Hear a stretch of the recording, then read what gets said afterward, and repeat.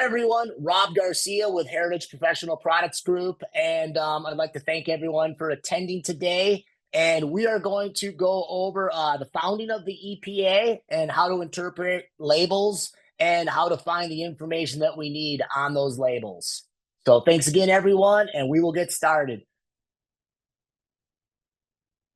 So, overview of the topics for the presentation today. We're going to go into the history of the EPA and product registrations. We're going to go into the types of labels that are being utilized in our industry, key components of those labels. We'll go briefly into state-approved fertilizer and adjuvant labels because they do have a huge bearing on our industry. And then we're going to go into some of the changes that I'm seeing on current labels and some of the changes on how the EPA is interpreting those labels and those products that are being brought to market by the basic manufacturers. And then we're going to go briefly into herbicide strategy and planning. So a little bit about the history of pesticide usage and the founding of the EPA. So the first known pesticide was elemental sulfur dusting. This was used by the ancient Sumar culture about 4,500 years ago in ancient Mesopotamia, and ultimately they were trying to control disease on the crops that they were growing in the Mesopotamia area. Then about the 15th century, we started to see people use toxic chemicals, arsenic, mercury, and lead. These were being applied to crops, again, to kill pests that they were struggling with. They were just trying to increase their yield, have a better crop, and because that was really their only food source in these areas, especially in Europe, we were starting to see these products. So then we had in the 1930s and 40s, we saw the rise of DDT. This was the first synthetic organic chemical to be used as an insecticide by killing insects that cause disease like malaria, typhus, many of the other things that were showing up during World War II. DDT was credited with saving thousands of lives during World War II. In the 50s, DDT was starting to be used widely on crops in the U.S. So we had an important breakthrough for the American farmer. That was in 1944, where the development of 2,4-D, the first systemic herbicide, was brought to market. And so this is really the first time farmers had a chemical combination that they could spray on their fields. 2,4-D would kill more weeds than any amount of cultivation could. So now they're able to have better overall weed control without just using mechanical cultivation. And they were able to improve their overall crop yields and bring more food to market. So kind of a key timeline of events in the development of pesticide uses. So in 1947, FIFRA was passed. That stands for the Federal Insecticide, Fungicide, and Rodenticide Act. FIFRA was a federal statute that governs the registration, distribution, sale, and use of pesticides in the United States. So again, this is just shortly after the development of 2,4-D. So what we were starting to see is many of our chemical companies and manufacturers in the United States were working on chemistry for certain specific pesticide issues that they were seeing in the United States. The goal of the legislation was to maintain pesticide efficacy and manufacturer honesty. So they wanted a way to be able to look at the products that were being brought to market. One, did what the manufacturer was saying they were going to do, and that we were also bringing and controlling manufacturer honesty. So they weren't saying product A is going to do this, but actually it didn't do that. So people were purchasing and trying to utilize that product and not getting the results that they were told they should by the manufacturer. So, and then in the 1950s, in 1950 and 51, the Delaney House Committee hearings started. And this was the first time that the government really started to hold hearings on pesticide safety. These hearings resulted in 2 amendments to the Federal Food, Drug, and Cosmetic Act. And these are the Pesticide Control Amendment and the Food Additives Amendment. This started the FDA becoming involved with pesticides. So now we have another government agency that is starting to look at pesticide usage in the United States. So now we get to the 1960s. We start to see the government agencies looking at how pesticides are impacting human health. We've had about 10 plus years of pesticide usage throughout the United States, and they wanted to see really how these pesticides were affecting human health and the environment.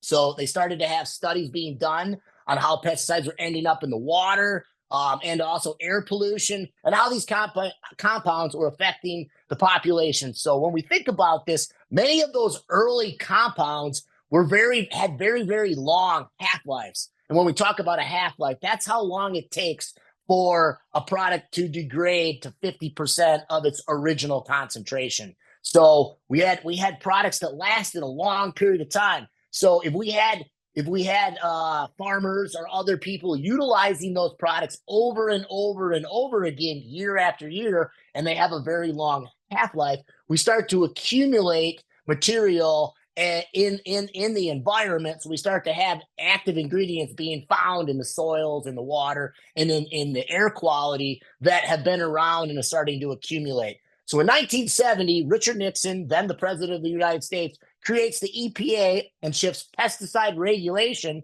from the USDA, Department of the Interior, and the FDA to the EPA. So now we have an organization created by Nixon that's sole goal is to manage pollutants, pesticides, and other compounds that are being introduced into the environment.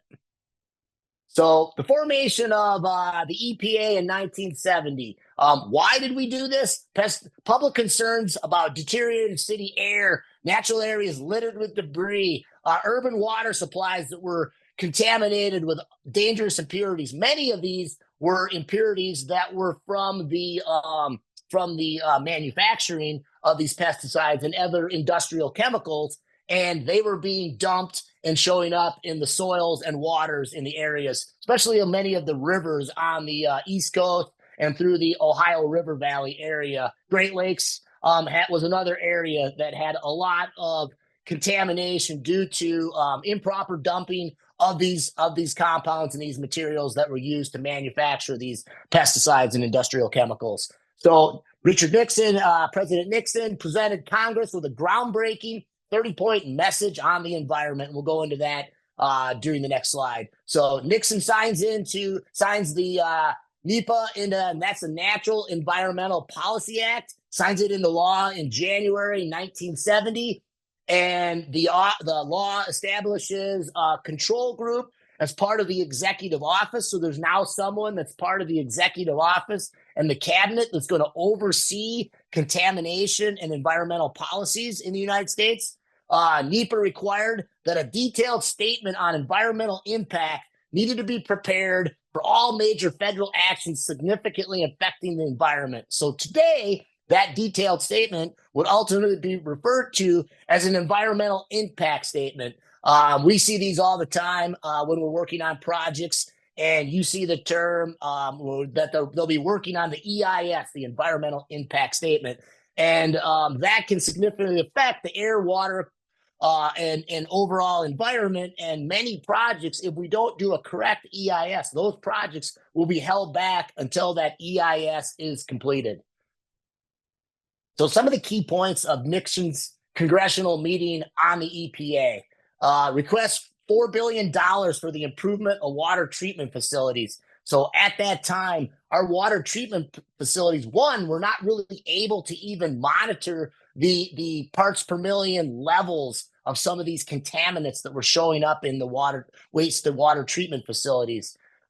He asked the national air quality standards and more stringent guidelines to lower motor vehicle emissions. Remember, at this time, the majority of fuel gasoline was lead-based gasoline. So we had all of these other contaminants and pollution sources being put into our environment. So then they launched the federally funded research to reduce automobile pollution. And this led then to them looking at and utilizing federal funding to do research on other pollutants. And many of those early pesticides and some of those byproducts of the pesticide industry would fit into some of these early pollutants. Then orders were put together. So they were going to mandate a cleanup of federal facilities that had foul water and air. So they started to look at even some of the federal facilities throughout the United States, do water, air, soil testing, and they were finding huge amounts of pollutants, huge amounts of contaminants. Many of those were linked to pesticide manufacturing. So they wanted to clean up those facilities. And we see that all around the country. Great example is here in Colorado, where I live. We are seeing them clean up some of those early nuclear manufacturing and uranium production facilities. I have one that I live close to that is now a wildlife refuge. But before that, it was actually a nuclear uranium purification facility, and they went in and cleaned that facility up. That would be all part of this federal act that we're trying to work on to clean up these federal facilities. And then they wanted to seek legislation to end the dumping of waste into the Great Lakes. So at that period of time in the late 60s and early 70s, it was common practice for in the Great Lakes and many of the rivers throughout the East Coast. The Gulf of Mexico is another prime example that when these manufacturing companies were working on production, the byproducts, the things that were left over from their final whatever product they were trying to bring to market, that would be dumped in many cases into the waterways. And that's why we see many large, this is, really we look at what's going on today in our society, and we look at the PFASs, these infinite chemicals, these products and these byproducts that will not break down, and they're showing up in our waste treatment. They're showing up in our bodies. We're starting to accumulate these things. When we have these materials that have very, very long half-lives, they don't break down. They start to accumulate, and they start to accumulate as you go up the food chain, because we're at basically the top of the food chain. We are accumulating these both from all of our our agricultural sources and also from our animal-based food sources. So they then proposed a tax on lead additives in gasoline. Ultimately, that led to the not unleaded gasoline because it was an easier way to get around those taxes. So we've now went away from leaded gas, and they forwarded Congress a plan to tighten safeguards on seaborne transportation of oil. So along the way, they looked at many times we have contamination with both petroleum-based products and also pesticides, where in transportation we have issues and now we have spills. So they wanted to safeguard that by putting together a contingency plan for treatment of spills and other contamination. Great example would again have been when we had the issue there in the Ohio area where we had the train derailments, we had spills. We're not really sure what the materials were when that initially happened. So they look at how they can clean that up, what they're dealing with, and how that's going to affect the overall population and the society in that area of the country.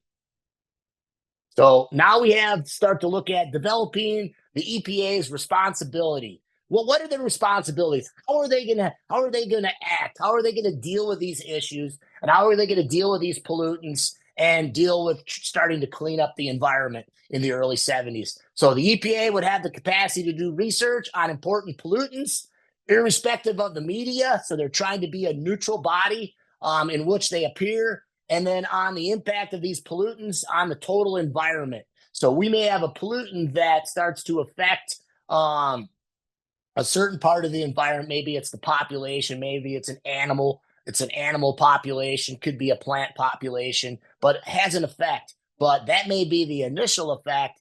And they wanted to look at what is going to be the total long-term effect on the environment by these pollutants.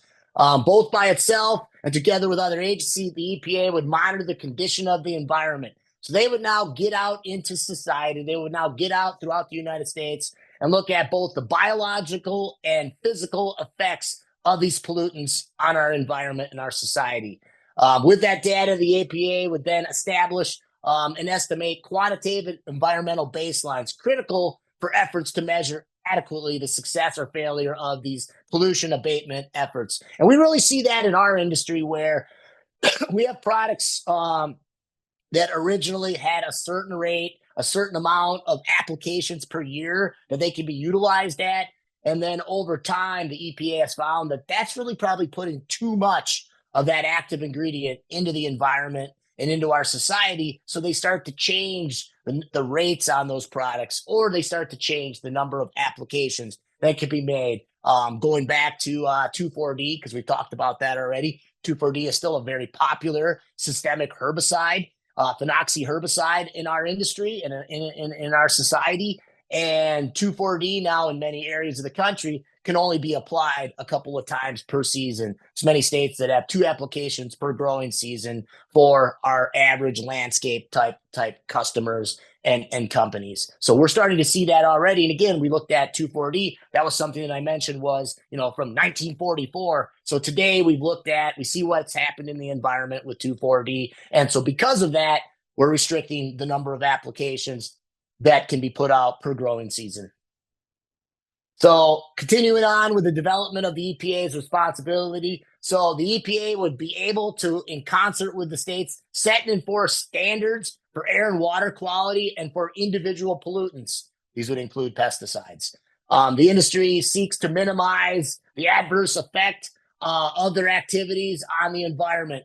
And be assured that and consistent standards covering the full range of their waste disposal problems would be looked at. And we're seeing this more and more today as states developed and expanded their own pollution control programs. They would be able to look at that one agency to support their efforts. The EPA would help them support theirs with financial and technical assistance and training. And then they would also be able to, if they deemed necessary, the states could then actually increase the standards. And we are starting to see that more and more.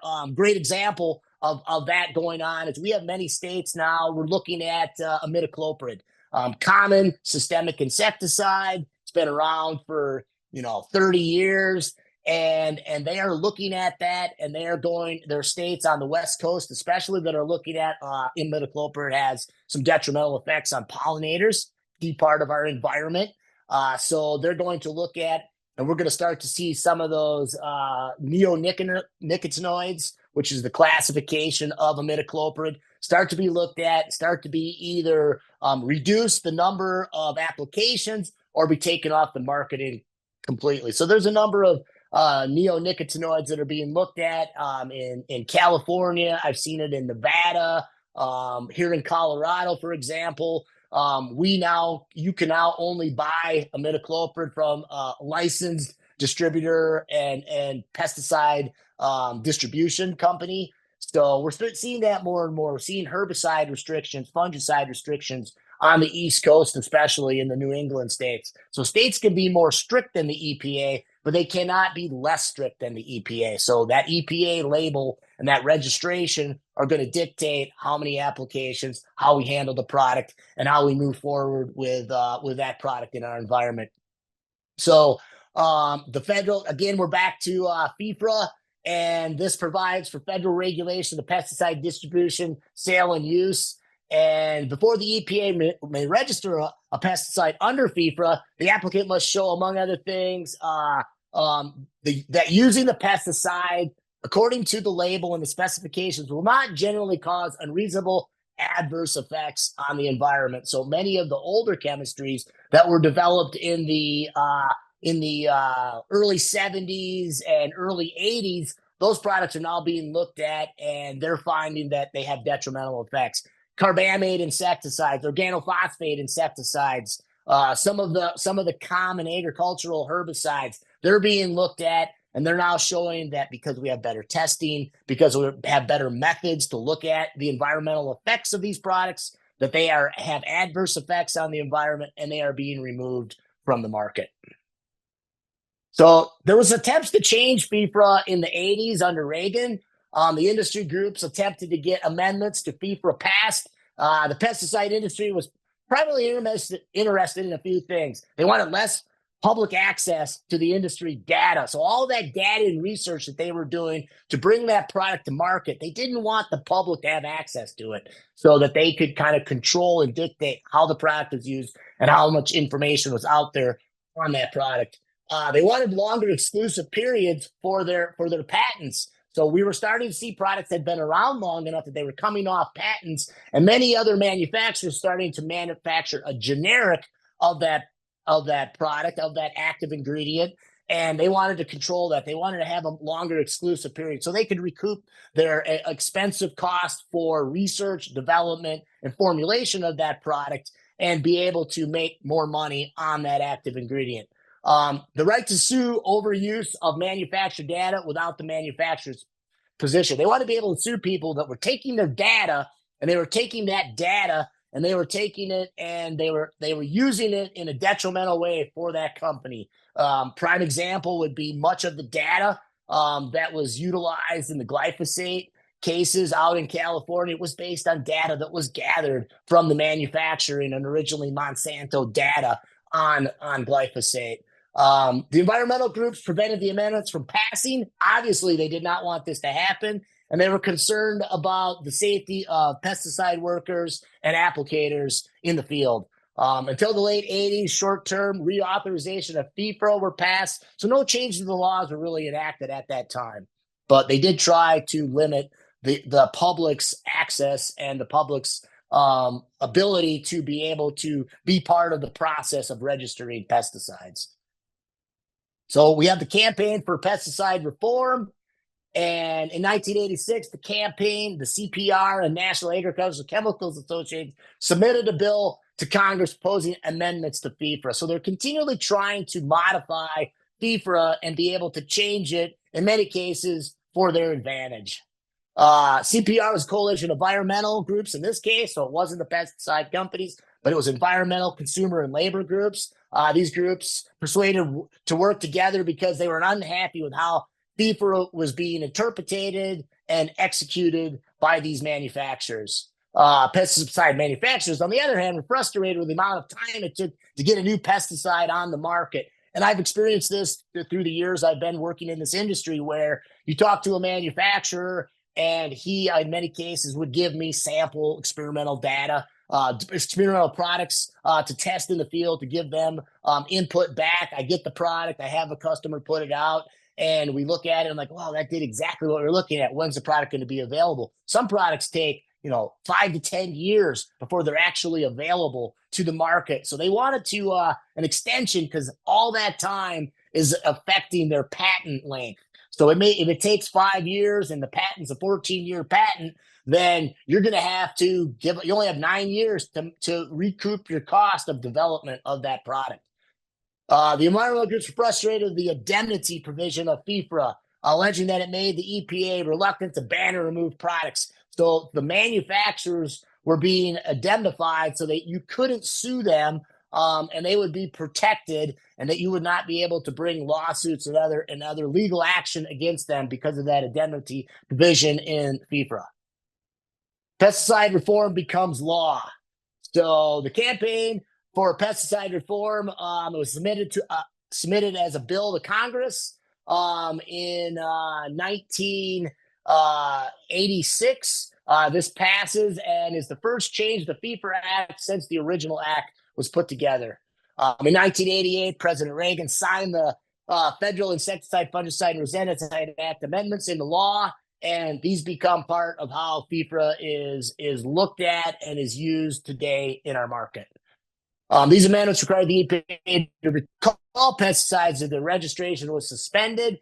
So we have cease and desist going on if registrations are suspended, or if the EPA determined that the recall was necessary to protect environment and or health. So many products that are brought to market, as we start to use them, we see issues with those products, and we see this happen all the time. We had a very common agricultural herbicide that has since been banned, and the cease and desist and the stop usage went out about a month ago on that product.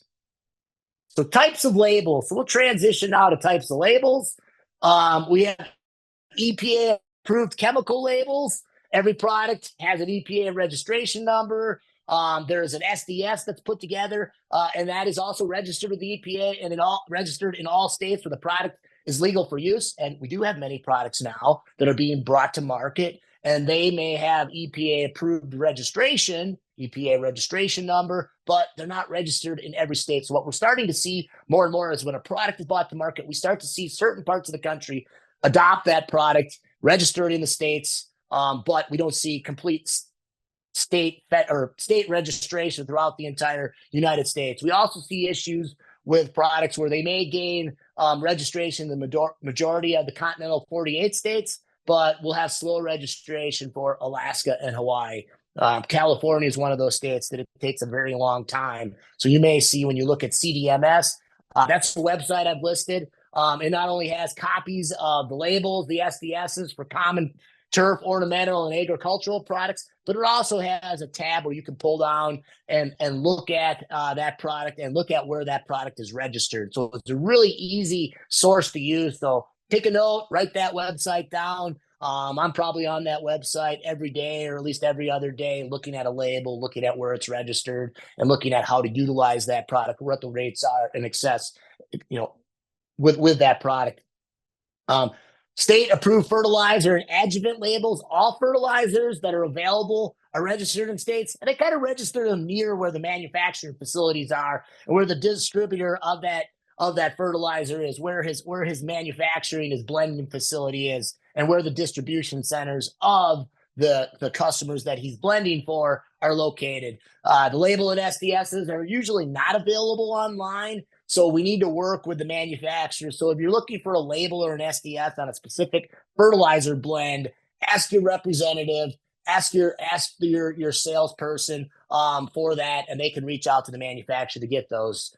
We do have 10 states that register adjuvant labels, and I've listed those states. It's really a very interesting list because we have some very California's on the list, but then we also have Wyoming, Utah, Virginia, Arkansas on the list. So in those states, when you create an adjuvant, this would include all of our non-ionic surfactants, our utility adjuvants, our dyes, our SPI indicators, spray pattern indicators. Those in those states would also be registered with the state. So they would look at a little more critically than the other states that are not part of those 10 states and look at what's in the product, how it's going to be utilized, if there's any issues, how we've worded the label, and if we need to make changes on the label. So key components of the label. So we're going to look at a label, and today I'm going to first we're going to talk about, we're going to use Strike 3, our three-way amine herbicide as our label. First, I want to go into mandatory statements versus advisory statements. So again, label is the letter of the law. Always read the label. This is a legal document that the EPA has looked at how that label has been written, and then when it gives it that EPA registration number, which is on the label, and we'll look at that and see where to find that. That is a legally binding document. Mandatory statements are intended to be enforceable. They are generally related to actions that are necessary to ensure the proper use of that pesticide. They prevent the occurrence of unreasonable adverse effects to the environment. This is part of FIFRA Section 2.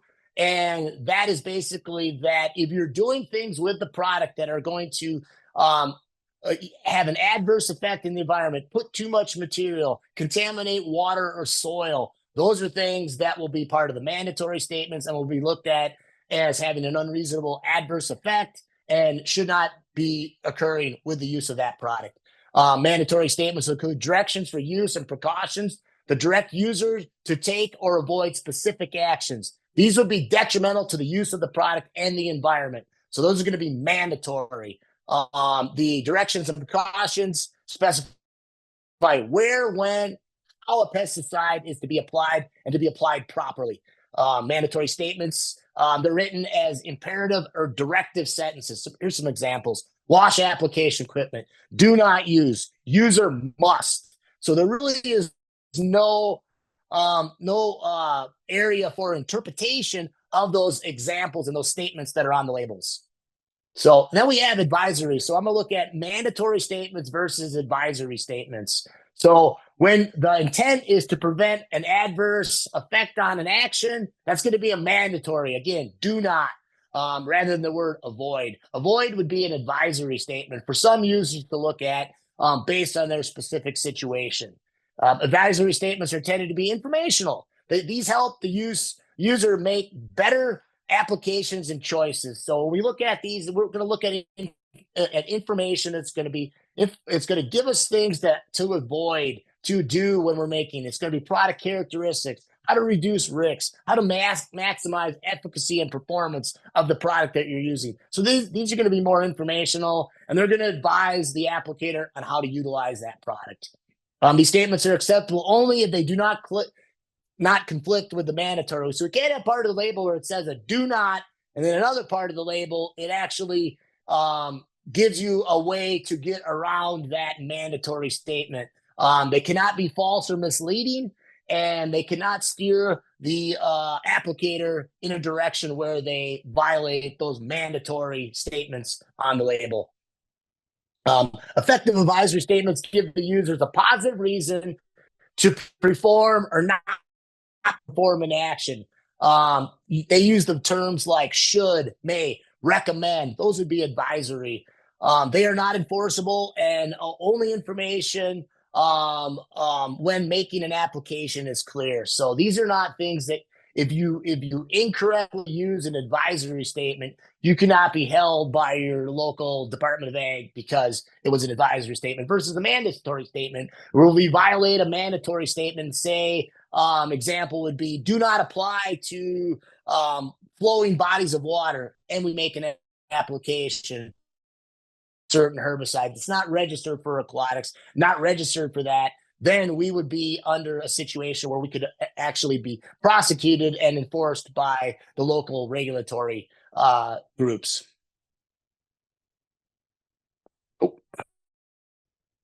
So again, like I said, we're going to use strike three as the label that we're going to dissect for our discussion today. Strike three is a common three-way herbicide. There's many on the market, and this is the one that Heritage has registered for usage in the United States for lawn care. So some key components on page one of the label: site and action group. So we see that strike three is a group 4 herbicide. We can look up and look at how group 4 herbicides behave, cautions for group 4 herbicides, and we'll talk about a little bit about rotation when we're utilizing a certain group herbicide. Maybe we want to make another application. We may rotate to another group to reduce potential resistance. We have the name of the product, Strike 3. This is a registered product for Heritage. We look at the site usages. So this product can be utilized on turf grass, sod farms, also has highways, right-of-way, and other similar non-crop areas on the label. That gives us a pretty broad area for usage throughout the sites that we're working with. The active ingredients, it's going to give that a couple different ways. Contains 2,4-D, mecaprop, and dicamba. And then we'll give them as what the specific salt that they are. So it's the salt of 2,4-D dichlorophenol phenoxyacetic acid. It's going to give us the percentage. And then it's also going to give us the IDAC method, which is going to give us the equivalent amount of pounds per gallon of material. So when we start to compare products that say have the same active ingredients, we can really look at those pounds of material per gallon and look at, are these products equal? Is one product stronger than the other one? And we can try to really get a good idea of, are we comparing apples to apples or not? So it's going to, again, the percentage of pounds per gallon of these ingredients, it's going to give us the signal word. And we have caution, warning, danger. This is a danger. This is a danger product. And then we've included these now on labels. This is something that's a little bit newer on labels, and these are going to be the pictograms. They're going to be based on the globally harmonized system. So people from other parts of the world that tend to utilize this pictogram method on their labels for a longer period of time. We're going to be able to look at those pictograms. We can go to that globally harmonized system and look at what each of these individual pictograms mean, how to deal with it. And they're going to indicate things like, is it a carcinogen? Is it flammable? Is it a skin or respiratory irritant, corrosive, or does it have aquatic toxicity? We are also seeing now more and more of the labels are also putting the language in Spanish, especially in the landscape and lawn maintenance industry. We have more and more Hispanic speaking employees, especially in the Western United States. So we're going to start to see more and more labels with some Spanish verbiage on the labels. Many labels now are also, for many manufacturers, starting to be also on CDMS and on another website, Agrian, that where they also have full Spanish labels, so those Spanish-speaking applicators can read those in their more native tongue and in their native languages. So now we're down to, there's the EPA registration number. That's going to be critical because you can use that EPA registration number to look up in EPA databases and find more information about that product. The EPA establishment number, that's going to tell us where that product was manufactured. So we can utilize that to look back. Where was it manufactured? Many of these manufacturers have multiple plants throughout the United States. So product could be manufactured. In an example here, we'll see that this is 228-IL. That stands for Illinois. So the manufacturer that is making this product for Heritage Landscape Supply Group, you'll see that that's who it's distributed for and guaranteed by. Ultimately, that's the parent company of Heritage PPG and all of the HLS brands throughout the United States. So they're based out of McKinney, Texas. And you can utilize that establishment number to really look at where that product is made. So we have an issue with the product, and I call up the manufacturer. He's going to go, can you get me the lot number off the box? Which I can do. I can have the customer give me that. And I can also look at the specific establishment number for this specific lot and find out where the product was manufactured. Many of these manufacturers will keep a database of where the product was made. They'll keep samples, so we can really look at if we have a bad batch or we have some issues with the product. We can do some research and try to solve why that occurred. So key parts of an EPA registered label. We have our precautionary statements and hazards to humans and domestic animals. So this really explains danger. Why is this a danger? It's corrosive, causes irreversible eye damage. And it's going to explain that signal word. So we now know this is corrosive material. It's going to cause irreversible eye damage, harmful if swallowed, tells us exactly what's going to happen if we have an issue with this product. We have the PPE, the personal protective equipment. This will be outlined for both mixing and applications of the product. Remember, when we're mixing product, we're dealing with the most concentrated form of that product versus when we have the product in solution, we have X amount per volume of carrier, a much lower diluted concentration. We're going to have the first aid for health risks of the product. So that's going to tell us, what if we have an issue? What if we have to go to? We have a contamination. We had a spill. We had one of our applicators come in contact with a large amount of the material, either the concentrated form or the diluted application spray form. So we're going to take this with us. We're going to take the label. I've always told my applicators and people that I've worked with, when you go to Emergicare, if you have an issue, take the label with you. There's a ton of things that they can find on the label. If in the eyes, if swallowed, if on the skin or clothing, if inhaled. So it gives specific things for first aid when we're dealing with a contamination with this product. There's also the hotline for poison control. Have that EPA registration number. Again, have a copy of that label, or at least have access to that label on a phone or tablet to be able to give those numbers to the necessary to the medical personnel so they can gather necessary information on the product from other databases that they have access to. Environmental hazard information. So environmental hazards, this is another key part of the label. Is the pesticide, so with the example of strike 3, this pesticide is toxic to fish and aquatic invertebrates and may adversely affect non-target plants. So we want to make sure we're careful when we're dealing with the product. We're not getting it into water. We're making sure that we're controlling the drift. We're not spraying outside the approved wind speeds so that we don't have non-target plant damage with this product. Do not apply directly to water in areas where surface water is present or in intertidal areas below the mean high water mark. We don't want to have material that has been applied. We have a rain event.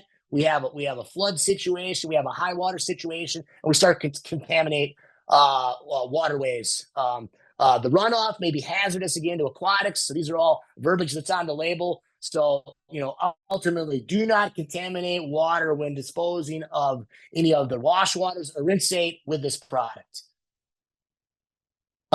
This chemical has properties and characteristics associated with chemicals detected in water. So they have found areas in the United States where we have either one of the 3 active ingredients, whether it's 2,4-D, mecaprop, or dicamba, has shown up in waters. We have to watch it when we're in shallow water tables or when we have permeable soils that can ultimately result in groundwater contamination. We need to watch our applications around cisterns or wells. This also may result in contamination of drinking water or groundwater.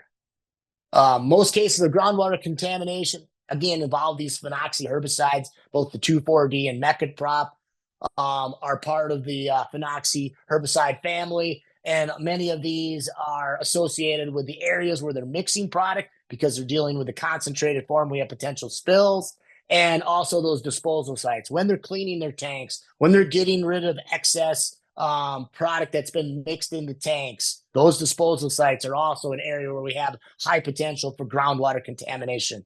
And then caution should be used and exercise when handling these herbicide at such sites to prevent these contaminations.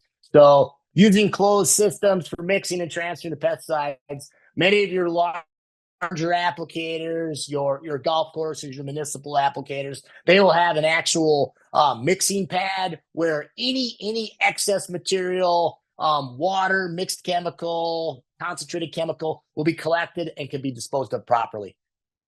Placement of these mixing and loading equipment on impervious pads, again, like I stated, helps to contain these spills and helps to prevent that groundwater contamination. Trying to develop a method and a process so that we don't have those environmental contaminations. We reduce our overall pollution, groundwater contamination with Strike 3 and with these products. So use precautions. This is going to be a page kind of when we're using the product. We talk about drift management. We're going to talk about weather, wind, temperature, and humidity, how these affect our droplet size, and how these affect how that product could potentially have negative effects on the environment. Droplet size, we're going to want to use a medium or coarse nozzle. So choosing the right nozzle for our spray equipment is going to help us minimize, again, that drift and that offsite contamination, potential non-target plant damage that we're trying to avoid when utilizing this product. Wind speed, we should not be making applications when the wind speed is greater than 10 miles per hour. You know, we have such nice weather data now that we can look at where we're at, where we're making applications, and ultimately get a good idea of what the day's wind speeds are going to be, trying to apply when the wind speeds are lower and stop applications when the wind speeds become above 10 miles per hour. Temperature inversions, these occur when the wind speeds are less than 3 miles per hour. So when we have very, very calm conditions, we're not moving air around. We can get these inversions, and that's going to create issues where we are trapping any of the potential volatilization vapor from that application, again, moving it around and causing offsite non-target plant damage. We got to look when we're around susceptible plant material. If we're working with ornamentals that have very shallow root systems or a lot of potential suckering in those areas, we want to be careful with the product. You know, this is where you also deal with state and local requirements. If there are areas when you're not allowed to apply that product, you need to know that. So where the states are more stringent, you must abide by those more stringent regulations that state has put forth. So if it's number of applications, could be potentially concentration. You can't use it in all situations.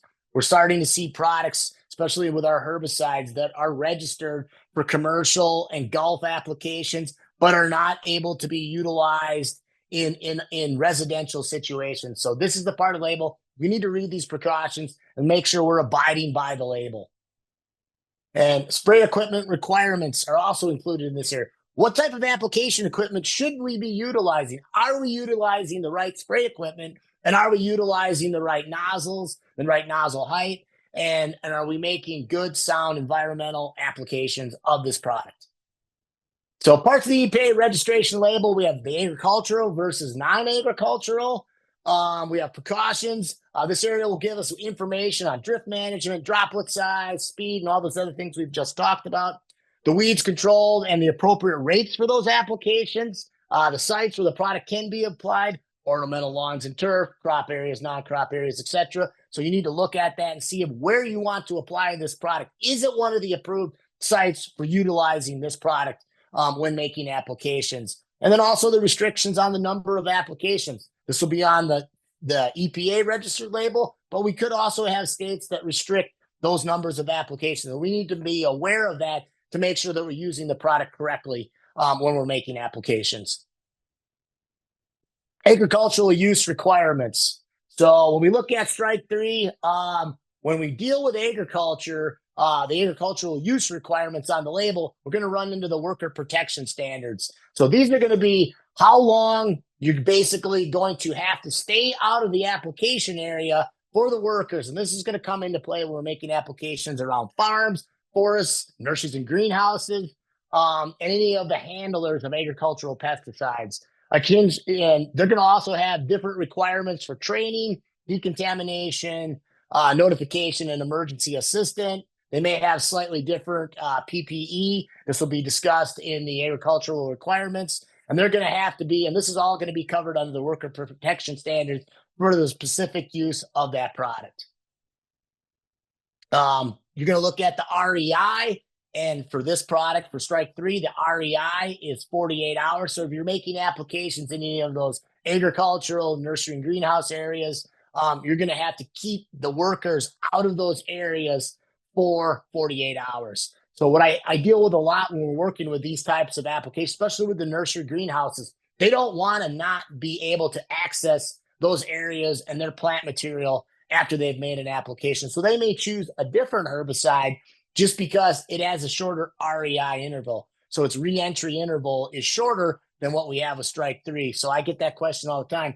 Rob, I need to make an application. I have some invading weeds around the perimeter of my nursery, and I want to utilize a product with a short REI because I need to get back in there. I need to have my workers and my employees be able to get out there and to water and do other activities with our plant material we're trying to bring to market. PPE requires for early entry. So if we do have areas where we need to re-enter because of whatever situation with the plants or the crops or any of the other situations that we're dealing with, you may have special PPE for the workers to be able to go back into those areas. This involves, anything from TDAs, the plants, the soils, the water. So coveralls over short sleeve shirts, socks, pants. It's going to be explained in this part of the specific PPE for an agricultural requirement application.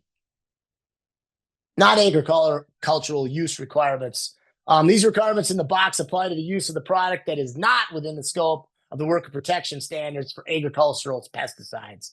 So once we get into non-agricultural, we no longer need to keep people out of those areas for that 48 hours. And that's something that I see a lot of times. Guys will see that 48 hour and they're like, well, am I going to make an application? I'm doing a lawn application for a townhome complex, for an HOA. And do I need to tell them to keep off the turf for 48 hours? No, that's part of the agricultural use requirements, not the non-agricultural use requirements. So a good breakdown of strike three. It's for the use on ornamental turf lawns, residential, industrial, and institutional. Not all herbicides will always have all three of those specific areas. Parks, cemeteries, athletic fields, golf courses, and similar turf areas. So in a lot of labels, you'll see this broad spectrum sites. And so that really gives us a little bit more latitude with the product. It is also for use on sod farms in many parts of the country. In many states, sod farms are considered agricultural. So we do have sod farms on the label. So for that specific, somewhat agricultural based application, you can utilize strike three on sod farms. You also see that on this product, we have a maximum number of broadcast applications per treatment site of 2 per year. Products should be not used in or near greenhouses. So we do have a greenhouse restriction on our label. We do not have a nursery restriction. And then we also do make the statement, because we do have some confusion, that the REI only applies to the agricultural portion of the label. So resistance management and herbicide groups. And this is really important. Again, I stated earlier that strike three is a group 4 herbicide. Any weed population may contain or develop plants naturally resistant to strike three or other group 4 herbicides.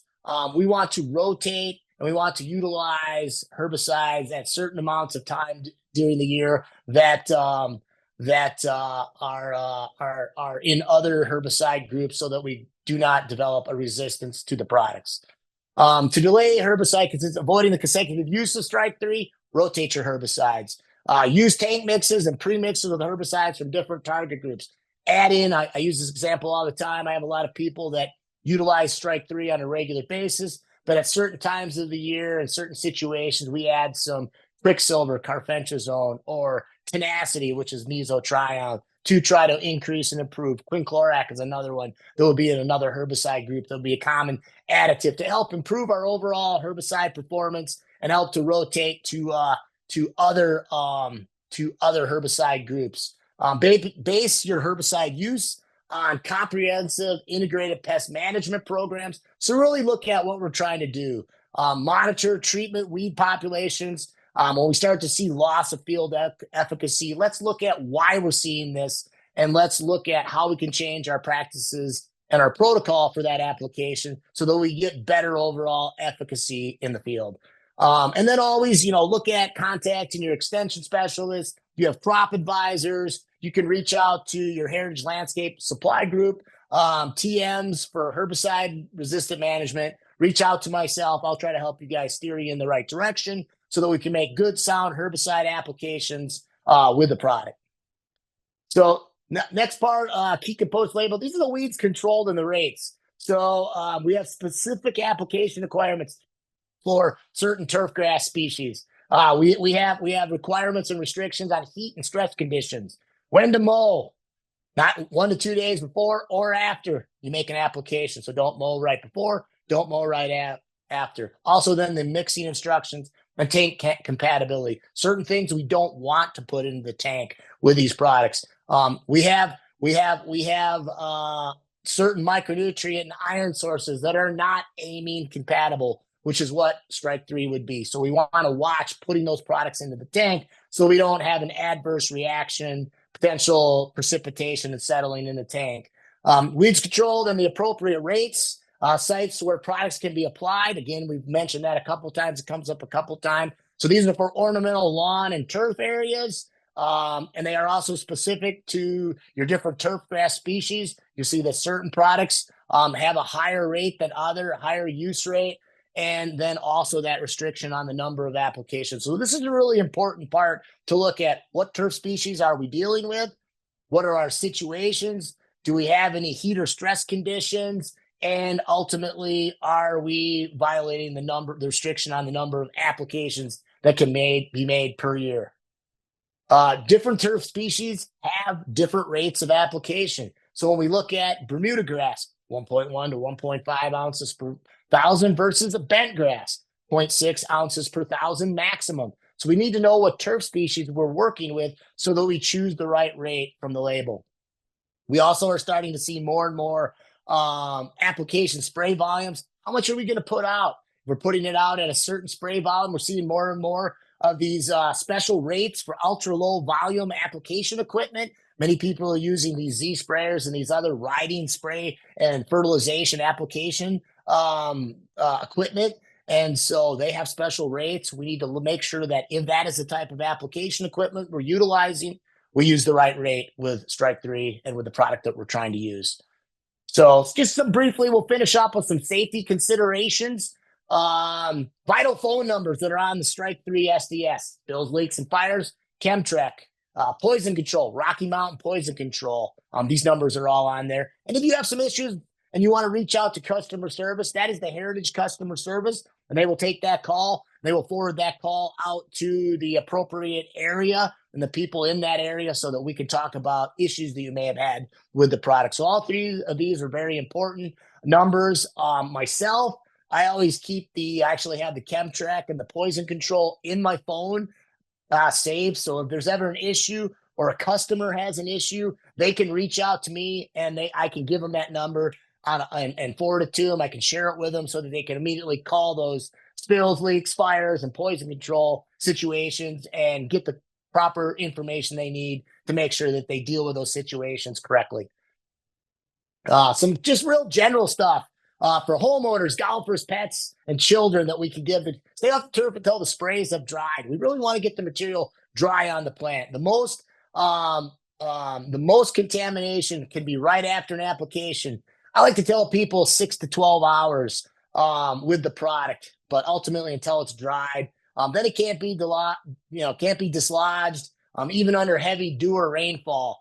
And many times we add a non-ionic surfactant to help us improve that performance, improve that coverage, and improve that drying on the plant.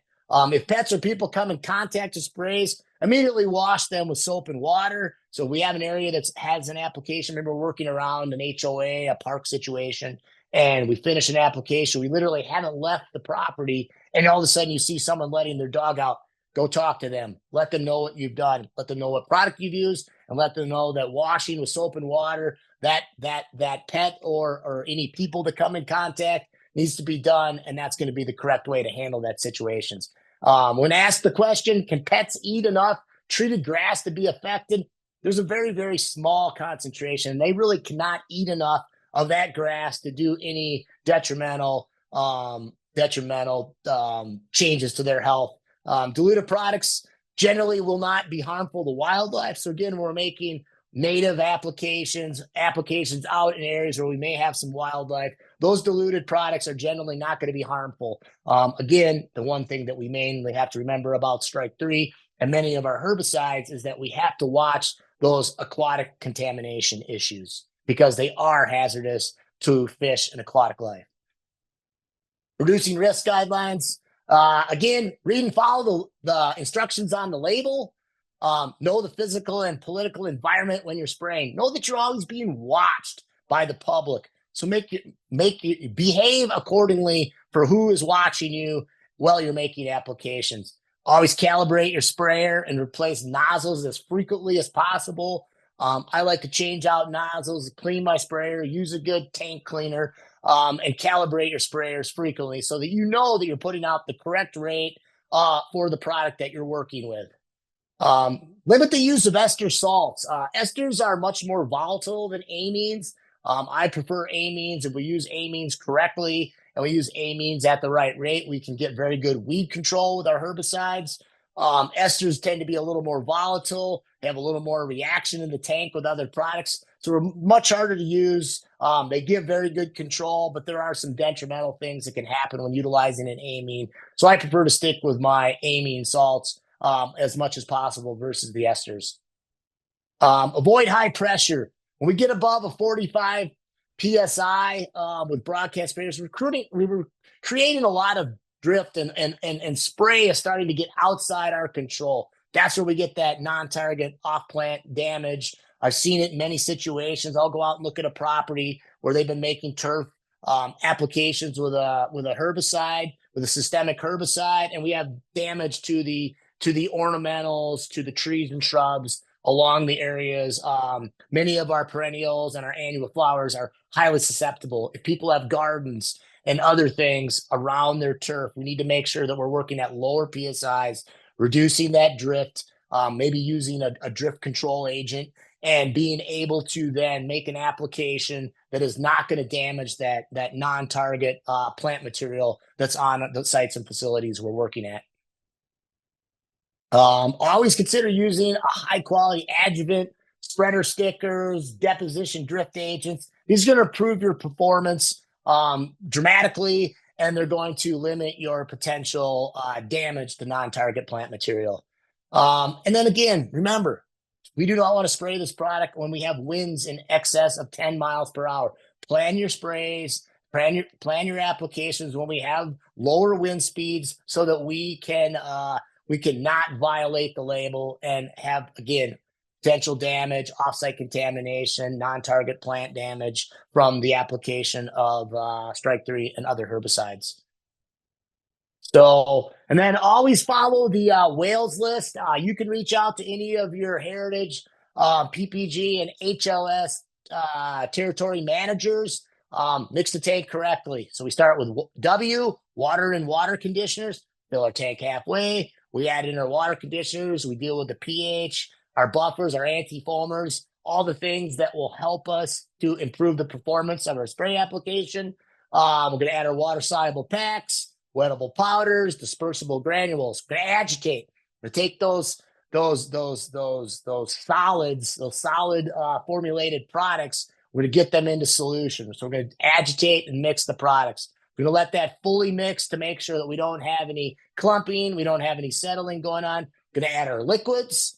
These are going to be our flowables, our SCs, our SEs, and then we're going to add our emulsifiable concentrates. And this can also include our new MEC, our micro emulsion concentrates. We're going to completely fill the rest of the tank, continue to agitate as always, and then we're going to add our surfactants to that tank. We're going to add our non-ionic surfactants for herbicide applications, potentially for insecticide or fungicide applications. We may add organosilica-based product. And then I also have the example of utilizing Droplex or Droplex Extra in my presentation, and those are going to be drift control products. They're going to reduce those fines. They're going to give us a better overall application. They're going to help us put the herbicide application where our target is, onto the turf grass that we've decided this is going to be our choice from the label. So state and approved fertilizer and adjuvant labels. Quickly, we'll go through. Fertilizer is registered for sale by the states. Some states do restrict certain nutrients so that you cannot sell all blends of fertilizer in every state. We're going to have our NPK. So these are going to be our straight nutritional products. And then we're going to have our control products. Products that have been coated with a herbicide, insecticide, or fungicide. They will have a full label, a full EPA registration label, and also a state label. So some quick key parts of the fertilizer label. Things that are in the blend that are not part of the NPK, that's going to be stated on the label. And then we have this is an example of a 26010, 26% nitrogen, 0% phosphorus, 10% potassium. We list what types of nitrogen sources are in the product, and then also if there are any micronutrients in that product. And then we will also give you in the general information on our labels. We'll tell you how many square feet per bag you should get. So if you don't understand how many acres you're going to have to apply, you can look at this label and you can choose whether or not you have enough bags for your application, or if we need to purchase more bags or less bags to get the right number of bags for that application. You're also going to see, because these are part of our Gravity G Plus line, we have additional additives, AquaCare Black Caviar, which is our soluble humate, and MicroSurge added to this product. So we reference that a couple places on the label for this specific product. Then we're going to also give you the information on if you're making a 1 pound nitrogen application, how much of the other nutrients are you going to get? How many pounds of total material to get that are we going to need to put out? So for example, if we're going to make a 1 pound per 1,000 nitrogen application, we need 3.85 pounds of total material, which is the equivalent of 167.54 pounds of total material per acre. Here's another example, and this is going to be our ornamental. Also put some of our proprietary AquaCare, MicroSurge, and kelp on this product. We tell you what types of nitrogen are in the product, and that's going to help you decide just exactly how to make those ornamental applications. Here's a good example of adjuvant label, and we have the Droplex. That's our drift control deposition product, canopy penetrant and deposition age. They're really very simple labels, and again, in the majority of states that we're working with, these are not registered at the state level, except for those 10 states that we're talking about. We have a few changes to current labels, and this is going to be some of the things I'm starting to see. Starting to see more increase in parts of the label that deal with worker safety, trying to maximize the safety of the people making applications and working around these products. We're starting to see improvements in making labels easier to understand and read. I know I get questions all the time, Rob, I pulled the label and I just really can't understand what I'm supposed to be worried about, how I'm supposed to apply the product, and at what rate I'm supposed to apply the product. And as always, like I had said, that we're trying to start to make these labels available in multiple languages. So that's something we're working for. Many of our basic manufacturers, I know I was talking to Jim, one of our representatives for PBI Gordon, common herbicide manufacturer, and they are starting to get all of their labels put together in Spanish because of the amount of Spanish workers in the landscape and lawn care market. So using it, so we're going to just quickly finish up here looking at the label to optimize weed control and herbicide effectiveness. Strike three, common three-way, many products can be mixed with a number of products: carfentrazone, sulfentrazone, triclopyr, pyrfluorophene ethyl, which is octane, and quinclorac. We mix these in. These are from other herbicide groups, so we mix these in, and we are able to improve our overall performance. We've talked about where you can apply it already. So just some quick strategies. Understand the customer and the situation of the property. Who are you working for? Who are you making the application for? How do they want the application to proceed? Identify the weed species present. Make sure the product that you're utilizing, make sure that the weeds you're trying to control are going to be controlled by the product that you're utilizing. Again, if you don't know for sure, reach out to your weed specialist, your county extension agents, to myself and any of the other PPG territory managers to make sure you're using the right product for what you're trying to do. Life cycle. Is this a summer annual, winter annual, perennial? When is the best time to spray that weed to get the maximum control with this product? Characteristics and limitations of the herbicides. Talked about the amines and the esters being more volatile. Are there restrictions on the product being used? Repeat applications need to be made for certain species. Is it a contact or a systemic? Strike three is a systemic herbicide. We have other herbicides that are contact. Is it root or shoot absorbed? Do we need to wash that product down into? Many of the fungicides that we deal with are root shoot absorbed fungicides, so we need to make an application and water that application in. Which pre-emergent product has been used? Have we used a pre-emergent that should start to control some of these weeds? Then we maybe can limit some of our post-emergent herbicide applications. So really knowing what we've done in the past, what we're dealing with, what weeds we're trying to control, and then how is that product going to be most effectively utilized for maximum control in the field. So before the application, what stage of the weed are we in? What's the size and level? Is it a fast growing, is it short or tall? Get out and survey and look at the properties. Air temperature. Where's our air temperature? 45 to 90 degrees is kind of ideal for herbicide applications. We don't want it to be too cool, or we start to get lack of translocation and movement because of the plant not being active at those cooler temperatures. We don't want it to be too hot, so we have volatilization, potential off-target plant damage occurring.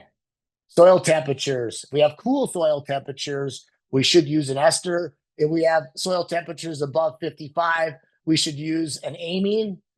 Mowing schedule. We need to delay that and for 1 to 3 days. Other considerations. If we have new sod or seedlings, delay those applications for 3 to 4 mowings or weeks if they're mowing once a week. We should not apply systemic herbicides, strike three especially, to exposed roots or tree bark.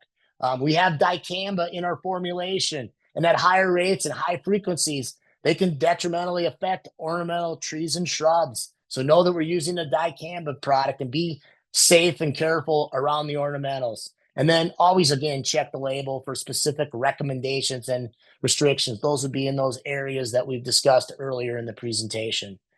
Fundamentals of weed control: mow correctly, fertilize correctly, identify the weeds, select the right herbicide, look at your timing, use quality water. If you have poor water quality, or you're using well water or irrigation water that may have a high pH or dissolved cations, know that and adjust accordingly. And then always use a proper adjuvant when necessary for these applications to improve your overall performance with the product. So just a brief picture here. You see turf mode at 2.5 inches or 0.75 inches. We have tons of weeds. We're not letting the turf mowing at 2.5 inches. Just by letting the turf grow a little bit taller and be a little bit healthier than the turf on the left, we have less weeds just by mowing correctly. So adjust your mowing heights. That'll help with your weed control. Apply the correct amount of fertilizer per season. We have almost 50% weed percentage when we don't apply nitrogen. We just add a couple pounds, we drop it to 20. We had traditionally a common rate of 4 pounds, but below 10%. We just fertilize correctly. We had healthier turf grass. We're mowing at the right height of cut. We have better weed control. These are cultural things we can do to improve our overall weed performance for our customers and for the sites we're making applications at. Identify your weeds correctly. There's so many great ways to identify weeds. We have charts from extensions. We have start charts and pictures from the manufacturers. We have apps now that you can hold over a weed and it will tell you exactly what you have. So identify the weeds correctly so that we have the ability to choose the right herbicide for that application. So with that, guys, I'll wrap up. If we have any questions, you have my email address and my phone number. Feel free to reach out to me at any time. I'll try to help you make good choices with your herbicide applications. And as always, thank you for attending today. Heritage Professional Products really appreciates your attendance and your participation as a customer. Thank you.